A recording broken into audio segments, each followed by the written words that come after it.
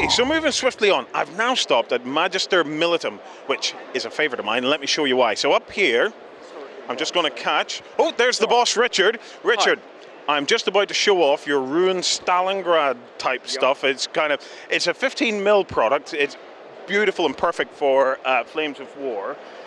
We have some of this in the studio, and it is just stunning stuff. Yep. Richard, what new stuff have you got, though? The big new thing for us at the moment is Colours and Guns, which is a new 10mm Napoleonic rule set we just brought out. That's the big new release for us at the moment. It's our first attempt to get into releasing rules. Yeah. And it's to go with the 10mm Napoleonic range that we've been putting together for 6 years, which is finally getting to Let's full. go and have a look at it then. Right, so 10mm Napoleonics. I had said earlier in the video series, 10mm is not the way to go for Napoleonics because there are so many men on the battlefield. It's just a perfect way to represent that. Gives you the scale, but allows you to keep the flank. So what are the key things about this game or this range that people might be interested in? I guess the key thing about the range is the detail we've gone into. We've got everything from the Velites of Turin, the most irrelevant units of the Guard, through to all the main combatants, and then the Spanish, Portuguese. The level of detail we've tried to go into is huge. Yeah. So the range is very big. We've got the Ottoman Turks being done at the moment, who are the last ones that we'll need, and I mean it will lead to what is almost a complete range of Napoleonic figures. I don't think we've got the Danish done yet, but everyone else is pretty much being done. In terms of the way the game works, I mean it's a unit-based battalion level game where you've got 36-figure battalions, 12-figure for cavalry. It's I mean it's a war game. What can you say? It's alternate turns, a mixture of focus on firing and melee, perhaps more on the melee front, because with the Napoleonic Wars, a lot more seems to have been decided. If you look at the histories with that final clash, a lot of the shooting wears people down. It's the final input of whether a side stands and fights or runs that is the last point of contact in Napoleonic gaming. But yeah. Fantastic. Right, so if anybody wants to find out more about this, what's the web address we could send them? www.magistermilitum.com. Fantastic. And I highly, highly recommend check out that 15mm ruined terrain because it is just awesome. Thank you very much. Okay, so moving on, let's go around the corner. I'm still working from my map. So coming around here, we're going across this way. So, one of my other favorite companies is MicroArt Studios. And MicroArt Studios are here as well today, so I'm going to try and get a chat about Wolsung. So give me 1 second. This is Wolsung here, hoping to see a lot more coverage of Wolsung on Beasts of War. I'm very sorry, I'm going to capture you on camera to talk a little bit about Wolsung. So you look amazing. Thank you. Fabulous. Thank you. So tell us a bit about Wolsung. Well, Wolsung, as we tell it in Poland, it's Wolsung actually, because we don't really use V all that much. Okay. Yeah. So you should read it as Wolsung. Wolsung. Yeah, Wolsung. It's a tabletop skirmish game set in a steampunk environment and a steampunk setting of the Wolsung world, which is the same as in a role-playing game of the same name. So the miniatures are produced by MicroArt Studios. Are they producing the terrain? Is everything that we're seeing here available for people to buy? Yes, exactly. All you see on the table is available to buy, and as you can see, the terrain actually is displayed here unpainted. Yeah. So if you just buy this and assemble them, they look fabulous already. Yeah, so out of the box, yes, it really looks steampunk straight away. Yes, that was the idea. So if anybody wants to know more about this in the meantime, and believe me, we're going to try and get a ton of coverage on this on Beasts of War, what's the website that we send them to? The website is Wolsung SSG. Wolsung-SSG. Wolsung-SSG.com. Look, thank you for that, and we will mosey on a bit further. Okay, so as I said, MicroArt Studio are here in force, and they have Wolsung with them. They have some of that awesome terrain stuff that we've been using in the Infinity videos, and just a whole bunch of their miniatures, bases, and everything else. Moving on up a bit further, Right, so we have arrived at the Mantic stand. Well, first things first, let's head on over to talk about DreadBall. So we have Jake Thornton here, the creator. Hello. And I believe we have the European and UK champions of DreadBall. You told me that, yes. Yes, right, and here they are. So here we have the UK champion of DreadBall. Hi there, what's your name? My name's Megan. Megan, and here we have the European champion of DreadBall, and your name is? Delitha. So, tell me something about DreadBall then. Well, I play a corporation. Yeah. And my secret is I like to buy as many strikers as early on in the league as I can because I like to win by landslide. I like to just kill out everyone, no ties, no anything, just get there, score the most points. Yeah. But this one. Well, what about you? Do you have a tip or a tactic? So I'm orcs. I prefer orcs. Yeah. My tactic, I'm more of an aggressive person more than there. This is why I always win. Yeah. I tend to take the strikers out and then more defense. So once the strikers are gone, they can't score against me. So of course I win all the time. Well, fantastic. Well, look, we bow down to your awesomeness, ladies. So there you have it, hot tips on DreadBall. Let's talk to the creator, who probably won't make as much sense as them. Very unlikely. It's been a long day, Jake. We've got 2 cameras. This is unnerving. We've got 3. You're missing the overhead cam. The overhead camera. All right. Where do I look now? Where do I look now? Oh no. So, hello DreadBall. everybody. DreadBall. It's fantastic. Thank you. I'm loving it. Good. I was telling you my story of my awesomeness. You are awesome though. I am awesome though. Yeah. I was telling about my move where I got a guard. Yep. He was in my reserves bench. Yep. And I needed a 4-pointer. So I rolled a 3, a 6, and a 2. So I got my guard and I sprinted him. And this all happened in the one turn. I sprinted him up, knocked a goblin off that was blocking my 4-pointer, streaked the striker in. I love the moves. Took the shot, missed, it rebounded, the striker caught it, and then scored. Now you know, because you wrote that, how amazing that move actually was. And that move is on camera, so there's evidence to prove that happened. How many takes did that take? It was straight off the bat. It was straight off the bat. I was playing James, and I murder James every time I play him. But this is all in the new show called DreadBall Academy that you're going to love when you see it. Cool. Right. We all know a bit about DreadBall. They're going to find out a whole lot more about DreadBall from DreadBall Academy. Okay. What I want to talk to you about is Dead Zone. Dead Zone. Right, let's move on over here. So we have Dead Zone. Sorry, European champion. So we have Dead Zone. Tell me a bit about that. Dead Zone. Dead Zone's a new science fiction skirmish game. We're going to start Kickstarter for this in a few days, next Friday, which is the 26th. Okay. 1:30 Blighty time. Be ready. Be ready. It's a science fiction skirmish game. You've got a board. It's like a skirmish game on a board game. Hello.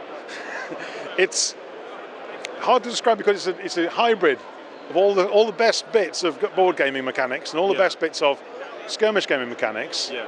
And by best I mean most fast and fun. Are you telling me you've created the perfect game, Jake Thornton? Yes. Yeah, well, that's all you had to say. Right, that's the interview over. Okay. What I've done is that people who've played my other games know that what I like games that have got lots of tactical challenge, but which play very quickly and have very simple rules, so you can pick them up quite easily, and you don't have to worry about what the rules say you can do and reading going back through the rule books every 5 minutes. You can play the game without being encumbered by the rules. What he said. Yeah. So what I've done is I've taken, when I say looking at the best bits of board games, the best bit of skirmish games, some bits of each. If you use all of board games, then you end up with very complicated rules and certain things when you really want to be using skirmish games, and vice versa. Yeah. So by making this a slightly odd hybrid, we've got very quick movement, simple line of sight, all that kind of stuff. Because line of sight in Dwarf King's Hold and Project Pandora is dead simple because it's only 2D. And Dead Zone has got a load of plastic scenery in it to build these great 3Ds. I mean, we've got some examples over here. This is our Resin Masters. So the final version will be plastic, hard plastic stuff on sprues, so you can put it together far more variable than this. I think when you're building it, you'll have more little buildings, not so many big ones. Yeah. But what we've got here is, this is shows you the kinds of things you can look at. So they're 3-inch square sections, and they come with windows and doors, and we're looking at ways of getting the smashed glass, which looks quite cool, and doing that as a plastic component you can get for the set. And because we've got this 3D-ness, you can't use a normal board game line of sight. No. Because it's trigonometry, and it's not very interesting, and it's definitely not very quick. Yeah. And I just get bored working out how to do it halfway through. So we've got a kind of partly skirmish game line of sight, partly board game movement, using the core dice mechanic from DreadBall, because everyone knows that. It's dead simple and very quick. 3 dice, roll 5s, nice and simple. So I pulled loads of bits together that say, how do we get that to be fast? How do we get this to be slick and efficient? And to play a game in an hour and a quarter, something like that, rather than 2, 3, 4 hours. Yeah. So it's great cracking. We're going to find out more Friday then. Next Friday. Oh, Friday coming, yeah. Next Friday. Ooh. When this goes live. When's this going live? Whenever Justin gets it out. Excellent. So, probably after the Kickstarter. All right, Jake, thank you for that, buddy. Yep. There you have it, Dead Zone. It's on its way. It's looking hot, hot, hot. Right, across the way, I only have to take a couple of steps, and I'm here with the magnificent Fabio. Hello. How are you? Fine, fine. Quite stressed, but fine. It's been a busy day. Very busy, absolutely. So how's things going in the world of Deus Vult? Any new releases today? Yes, we have 2 new releases, Templar Infantry and Teutonic Infantry. Ooh. Yes, you can see there. So can we go grab them and have a look at them? Yes. So, come on with the mighty Templar and the mighty Teutonic Infantry. oh, so Teutonics. Oh, lovely. And I will let you hold that. And then the Templars. Yes, with the hoods too. Yes. Rules and all too. Yes. So the rules are in the box on how to use it. Hoods. Oh, right, with hoods. Some of them have hoods. Yes, they have hoods. So we'll try and get you. We'll get some close-ups of this anyway. Yeah. So Deus Vult, that pretty much, are we now at the 2 full army stage of Deus Vult, or how many armies now? So now we have 6 plastic boxes covering a Crusader range, and now we have the surprise introducing at London at Salute now.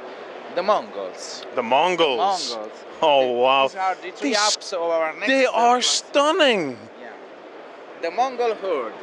And you have to know that the only way to stop the Mongol horde invading Europe is with Fireforge Teutonic Knights, obviously, of course. Yes.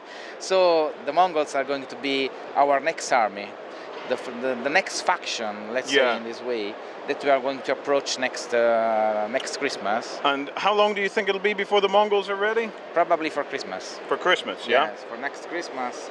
On your table, you have the Mongols horde trying to invade Europe. So you have to stop them. So we definitely have to stop them. Yeah. Well, look, if you guys haven't seen Deus Vult, they can go to www.fireforgegames.com.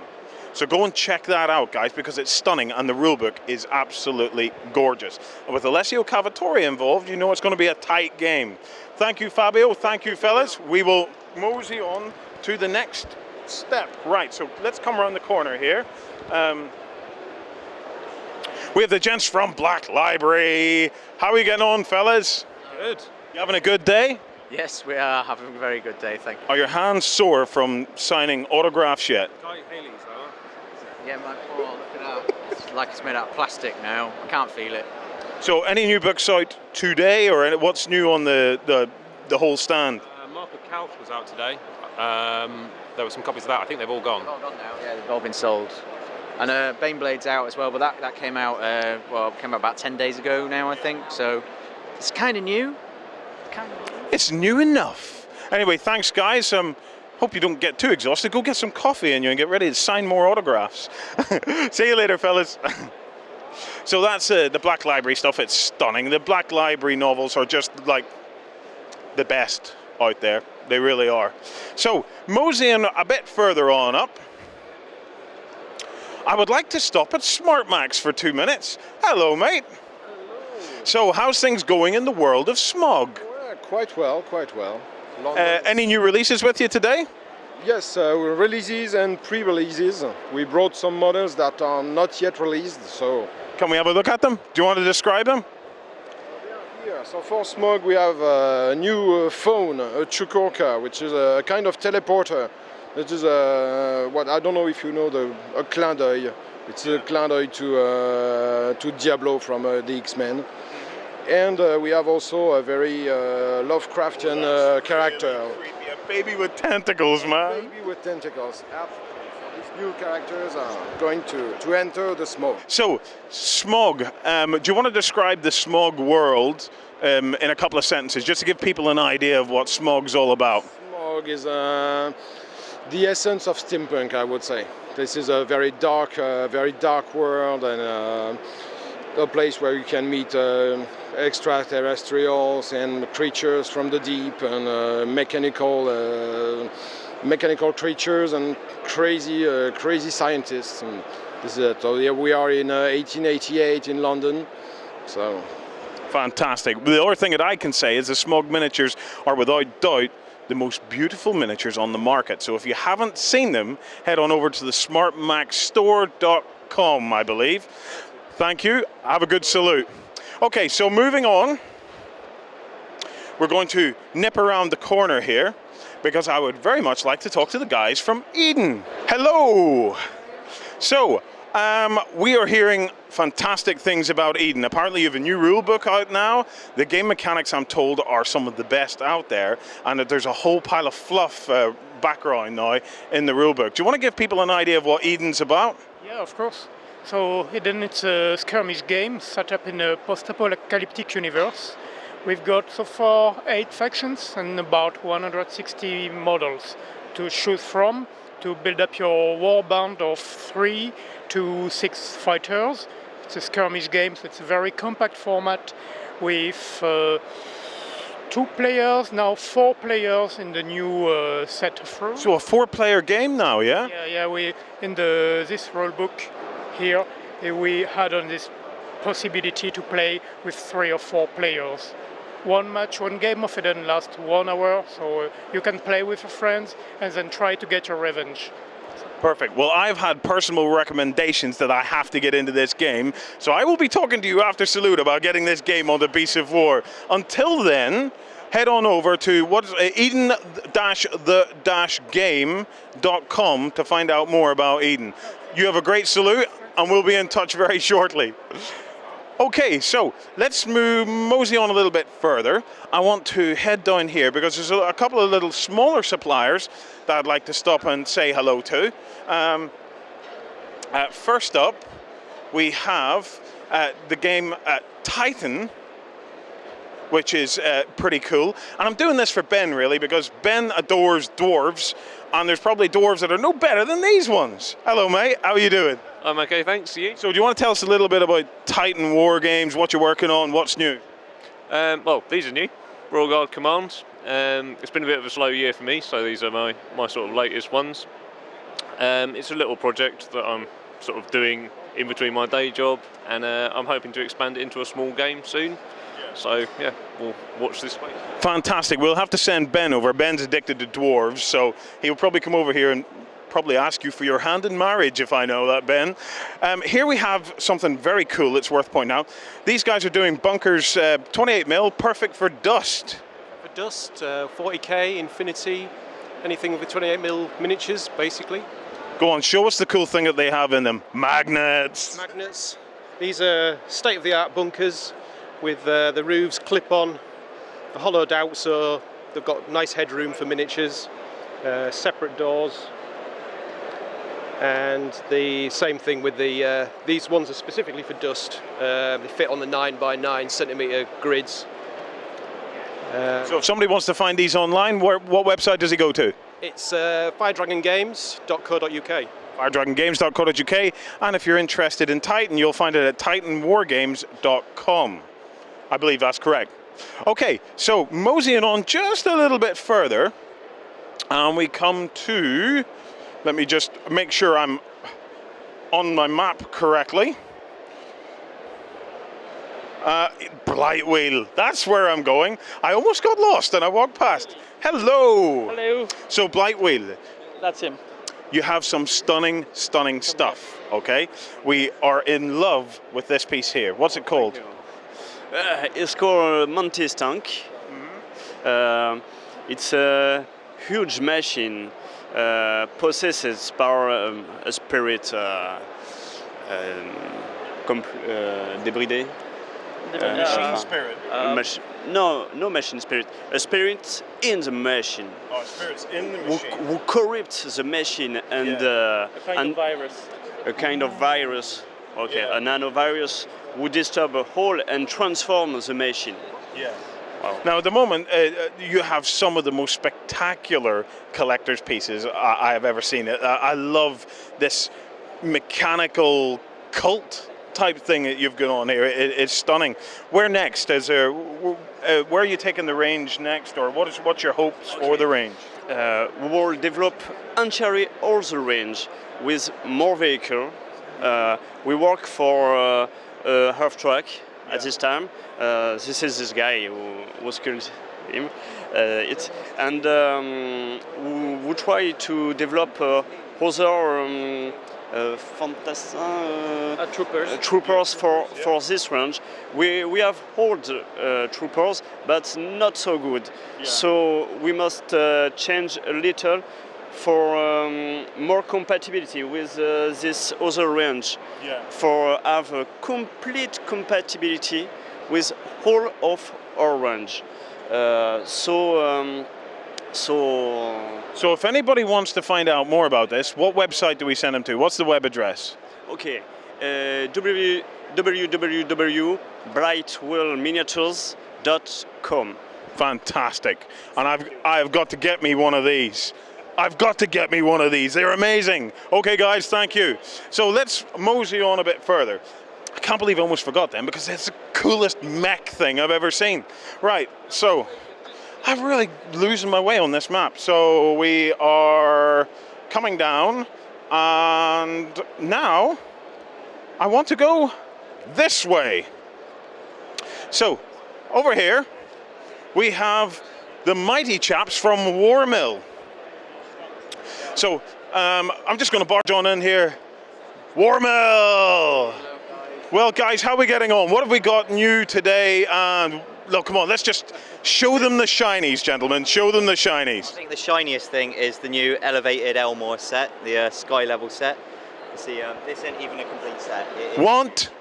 Yeah, Elmore elevated modular roadway. You know, we like those acronyms. You see, it is even longer than this. Got these lovely shiny signs that can clip on everywhere. Also got our new surgery shack available. So there's a premium set with all the interior detail available to you. So we've got that kind of inside-outside gaming philosophy. Also, we've got a waste station, so you can dispose of your human waste and body parts safely. Excellent. Yeah. I've got something I want to show here. Cameraman, get in close. In this medical bay, they have a "I want you to die, Mr. Bond." He got 5 turns before his brain. Jum, jum, jum, jum. You guys are also doing containers, shipping containers. Here we go. Several different ways. We go that way. We do a 5-pack which comes with the lovely corporate slogans all over it for our Street Wars mega corporations. We had a discussion about containers on the drive home last night, and we were saying how amazing that your shipping containers are actually the correct proportions, because the AT-43 ones, which everybody hunts down on the interweb, are actually the wrong proportions. And we know this because we drove past a container place. So how big's a container? Make it that size. So guys, there's awesome sci-fi stuff coming out of Warmill. So if people want to check it out, what's the web address? www.warmill.co.uk. Fantastic. Pros. Okay, so we're getting ready for almost our last couple of stops. So here we have one of my favorite companies. I'm going to try and squeeze in. I'm very all right. I'm going to have to squeeze in here. Andy, how's it going? Oh, good. Yeah. Congratulations on the Empire of the Dead Kickstarter. Cheers. It's going well. Walking around here today, I've seen a ton of Victorian terrain that is just begging to be played with Empire of the Dead. Oh yeah. Well, it's created a bit of a buzz. You know, we're getting a. Excellent. It's good. Yeah. Anything new with you today? Yep. All this stuff. this is all the stuff for Empire of the Dead that won't be out until June. Yeah. So it won't be on general release until we shipped it to the backers on Kickstarter. So all these cool kind of carts and stuff like that. Yeah. Yeah, you got the steampunk walking suit, the Black Maria for the police, London Omnibus, Dracula's coach, vampire coach, London fire engine, all kind of stuff. Fantastic. So if anybody wants to find out about this stuff at the moment, what's the web address we can send them to? It's www.westwindproductions.co.uk. Fantastic. A little bird's told me you have other things in the workings and the plans. You're probably not going to tell me about them. I'll tell you exactly what those are. I knew that. Yeah, they're pretty interesting things, you know. Well, look, we'll keep poking and prodding, and we'll try and get the news out of them. Okay, guys, thank you. So definitely check out Westwind. Westwind also do something that I quite like, but I'm going to talk about that in another episode of another show. So, moving on down, I want to actually cut across this way, because there's a stand over here with a bunch of guys over here that do some products that I absolutely adore, and they're called Modelmates. You may have heard me going on about it. So I'm just going to dive on in here. Hello, Modelmates. How's it going? Yeah, it's very good, thank you. Very busy day. It's great. So, you are the savior of my life when it comes to weathering. Oh, wonderful. No, you truly are the savior of my life. Your Rust product is the most magical thing out of a bottle I've ever seen. Brilliant, other than maybe a good maker's mark, but different purposes. I hear you've got something new and cool. Yeah, I've got a verdigris effect, and it comes in the same pot. It's water soluble, and it works in the same way as the Rust. See if we can get a cameraman in here to get a closer look at this. We'll get Lloyd around. So, right, let's get a look at this verdigris effect. Okay, so it's a corroded copper effect. Yeah. This is it painted on the side of that there. And one of the problems we have here is finding a bare bit of metal to paint it on, because everything's been. So like the Rust product, it just paints on black. Paints on black, and then over about a couple of seconds, couple of minutes, it changes to a copper effect.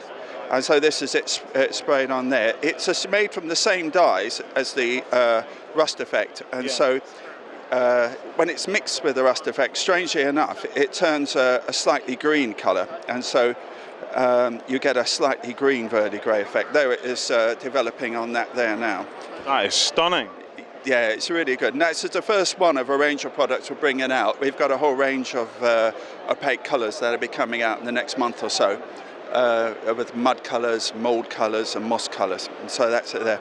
And the more times you put it on, the darker the shade gets, and you can develop green tints and very light shades of blue or dark shades of blue, which is what happens with verdigris. So my hot tip for the people at home, if you want a stunning 40k army in no time at all, grab yourself a whole bunch of Terminators, dry brush them a kind of a coppery, bronzy kind of colour, get a hold of this stuff, kind of dab it all around it, and it'll look stunning in no time at all. Thank you very much, brilliant. Right, we will be trying to get a hold of some of this stuff to show you guys on camera when we get back to the studio, but in the meantime, thank you very much for appearing on the show. If you're interested, they can head to, what's the web address? www.modelmates.co.uk. Go there now. Okay, thanks guys. So, let's try and squeeze in once more. If anything, just to say hello to this guy, because he's an absolute champion. He's a hero on BC4. It is Adam. I didn't bring Bertie the parrot with me. Don't get me started on it. How are you getting on today? Very good, very tired, very busy. You look exhausted. I'm absolutely. Have you got a hangover? No, we kept travel up and back on the day, so. Oh, talk easy. Yeah, Justin has a hangover. I remember. Oh, he's the parrot guy, wasn't he? He's the parrot guy, yeah. Well, he'll be known as that from now on. So what have you got new today? Everything on this shelf. Esmeralda is the limited edition figure. Yeah. Stunning. Limited to 100, and then we do like a variant for a general release. Yeah.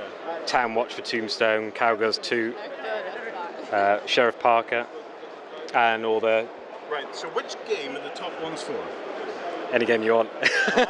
Well, we're hopefully working on the Tombstone book. The equivalent of the Cutlass. We've just started yet, so we haven't got a release day or anything. But hopefully that's what we're doing, and people just buy them because they like them. I'm not surprised. Hopefully we'll do the Tombstone book equivalent. Other than and the Vermin and Elf team plus Big Guys, which we've sold out of. Yeah, which will very work early. for pretty much any kind of sport game, Blood Bowl. You're going to have a good year, apparently. Okay, Adam, if they want to know more about it, where do they go? Blackswapperminiatures.com. You heard it here. Okay, thank you for that. See you later. Okay, so moseying on, there's a couple of places that I'd like to stop, and then it's a wrap. Across the road, or across the walkway from us, are the guys from Gripping Beast, who do Saga. Now, Ben is all over Saga. He loves it. And loads of people are mad into Saga. There was even talk about, could Saga be the new Warhammer Fantasy? So, Mike, tell me about Saga. The big question everybody wants to know, is Saga the new Warhammer Fantasy? No. No. Saga's even better, so tell me all about it. Saga is a Dark Age skirmish game, based in, funny enough, the Dark Ages. We have about 14 separate factions going on at the moment, a couple of supplement books. Average size army is around about 30 to 40 figures, so it's low impact to get into it. We have noticed there's been an awful lot of uptake from people who play sort of Warhammer, who play War Machine. I think they see it as a first step into historical wargaming. You know, it's been described as history light, but it's not. The history is hidden in the mechanics of the game. So for each faction, you have a battle board, which I think we've described already. That battle board gives you the flavour of that particular faction. It allows the faction to act in a historically accurate manner, or as close as we can get. But it doesn't overwhelm the player. The player doesn't have to know, about the dark history of the Vikings. They can pick up the battle board, understand the mechanics behind the battle board, and play the game. Games usually start, well, it'll take about an hour to play. It's very quick, very bloody, lots of dice, which everybody likes. There's not much more to say. There's lots of use of fatigue, so there's a lot of management of resources. We've got lots of little quirks, shall we say, in the rules that you need to manage in the game. So if somebody wants to find out about Saga today, what's the web address we can send them to? If you go to the Studio Tomahawk forum and come and I'll be on there most of the time. It's studiotomahawk.freeforums.org, I believe. Don't quote me on that, it's been a long day. Well, you can search for Studio Tomahawk. In the meantime, we're going to try and get a whole lot of Saga stuff onto Beasts of War. Mike, we're going to be calling on you. We're going to be calling on you, mate. Thanks very much, Mike, and have a great show. Okay, so one final stop. There's something cool that I would like to show you. We've done, I believe, one review of this company in the past, and for various reasons we've never done anything else. But I'd like to change that right now. So one of the phone providers here is called KR Multicase. Now KR is a company that's massive but works quietly up in the background. So it's quite easy to miss them, but apparently all true gamers just love their stuff. KR have came here not only with the Multicase system, which I'm going to show you because it is cool, but also with furniture for gamers. So have a look at this. This is a desk for gamers. So it's, as it stands, a nice desk. That there folds over. Lovely, nothing wrong with that. It's great. However, what you do is you open it up like that, you flip the top over, way like that, and it's perfectly flush 4x4 gaming table. So yes, two of them will give you 8x4. Now, you might be wondering what these little circles are in here. There's these kind of little cutouts. Well, I can explain that as well. Follow me. They're also doing a range of compatible scenery to go with it. So here we can see some of the tiles that they're going to use.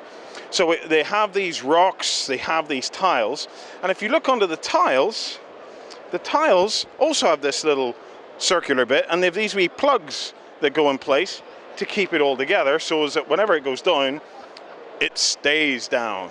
How cool is that? Now, that's not the only furniture they do. They're doing, I don't know if they're doing these funky cool seats. Hang on a second. Oi! Oh, that's weird. So, they're doing this stuff here where you can stack the KR multicase system.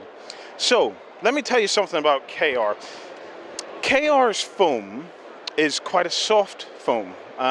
It doesn't have the hard base and whatnot. So if you were just using the foam on its own, you might think, oh, this is all very soft. But the foam itself is designed to be used with the actual cardboard cases. So the foam itself is softer, so you can see there. And the reason for that is they've developed it so that the foam doesn't scratch the paint off your models. So the foam goes into the cardboard cases, and then basically you get labels that you can put onto the cardboard cases, and that keeps whatever is in there labeled. It's easy to get. The cardboard cases are designed then to go into the furniture as such. So you can get these pieces, put them in your gaming room, and then basically have a complete storage system. They also have these kind of hard cases. I don't know if I'm going to be able to open this, but we will try. And the hard cases can also work obviously with the foam, but I believe they also have bags that work with the actual cardboard itself. So let's go around, see if we can find somebody and ask them to demonstrate some of that to us. So if we just nip in through here. So here we have a big heavy case here. This one, I believe, is designed to accept basically the cardboard cases 1, 2, 3, 4.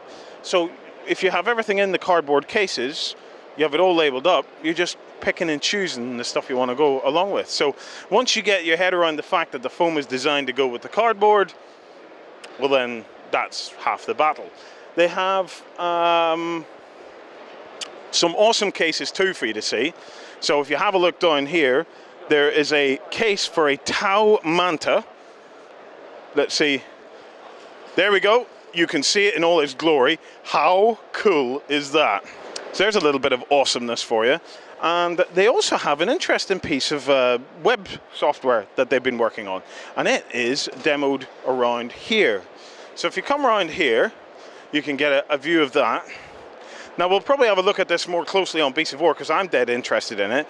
But over here they have this this software that basically you describe your army. So you go through this, you can choose something like Warhammer 40k. You can say I have a Space Marine army. You can put in the number of models you have of the different kinds of units. And what it'll do is describe to you the exact loadout that you need to put your army away. So all the foam that you need will all be listed. So you can either buy it in one go or work up to it in bits and pieces. And if you're buying the blocks of foam, apparently you can pick it up with the case, the little cardboard cases, and off you go. You've got a full storage system. So as storage systems go, I think it's rather awesome actually, and I'm surprised I hadn't seen it, but let's be honest, any cool wargaming furniture is going to capture your attention.